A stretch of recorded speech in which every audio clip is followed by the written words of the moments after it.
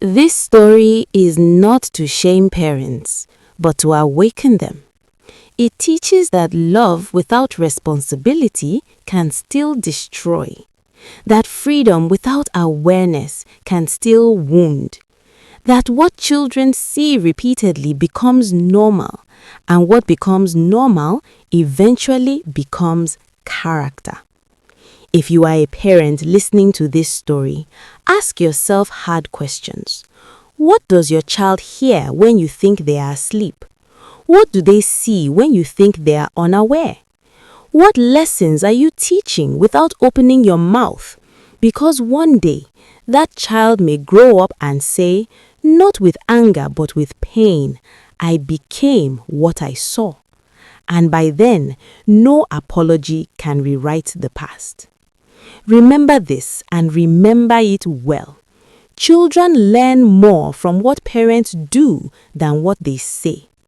Guard their eyes, guard their ears, guard their innocence, because once innocence is confused, it does not return the same. This is not just a story, it is a warning. Children learn more from what parents do than what they say. The elders of the land say that when a child begins to walk wrongly, it is not the child you should question first, but the road the parents had been walking quietly inside the home. This story is not meant to entertain you alone. It is meant to disturb your comfort, awaken your conscience, and force you to look again at what you call normal.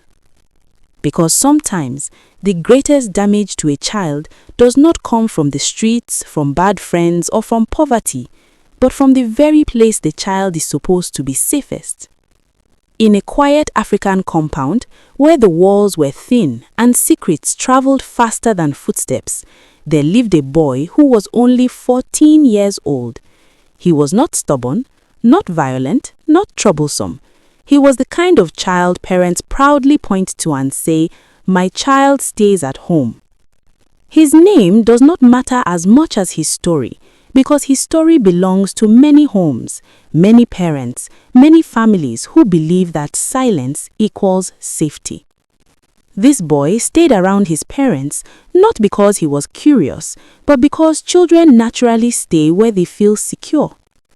At night, when darkness covered the compound and the world became quiet, he lay awake on his mat, listening to sounds he did not understand but could not escape.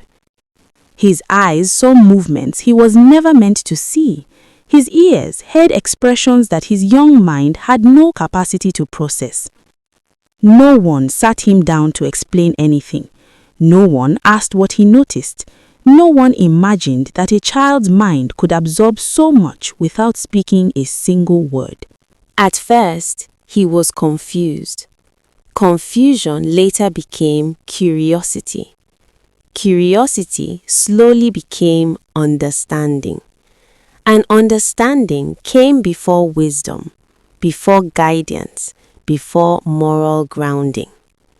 That is how damage begins. Not with intention, but with exposure. The boy did not wake up one day and decide to learn wrong things. Wrong things walked into him quietly, night after night, until they began to feel normal. African elders warn that a child who repeatedly watches a fire burn will one day want to touch it, not because the child is evil, but because repetition removes fear. What adults normalize, children memorize. What children memorize, they carry into their future without knowing it is poison.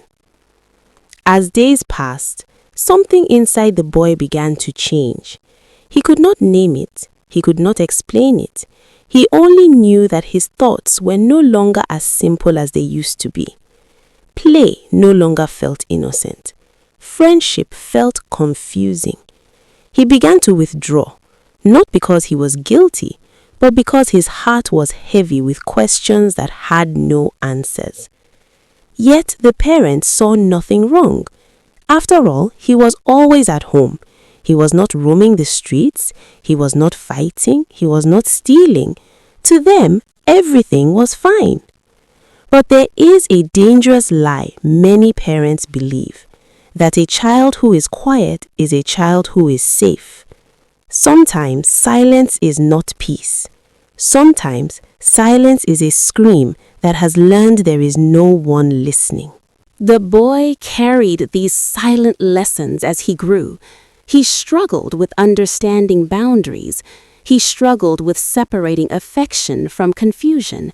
He struggled with emotions that arrived before maturity, not because he wanted to struggle, but because his foundation had cracks no one noticed. He never committed a great crime. He never became a monster. But he grew into a young man carrying invisible wounds that shaped how he related with people, how he understood love, how he trusted others, and how he trusted himself. Years later, when he was old enough to reflect, the truth hit him with painful clarity. The problem was never the world outside. The problem was what entered his mind before he was ready. The problem was not what he was told, but what he witnessed. The problem was not lack of discipline, but lack of protection. That day, he understood something that broke his heart more than punishment ever could. He realized that children are students long before they are speakers. They learn before they question. They absorb before they judge. And parents teach every day, even when they think they are saying nothing. When elders later heard his story, one of them shook his head slowly and said that a child's first school is the home, and the parents are the teachers who never resign. Another elder added that privacy is not secrecy, and wisdom is knowing what to hide from innocent eyes.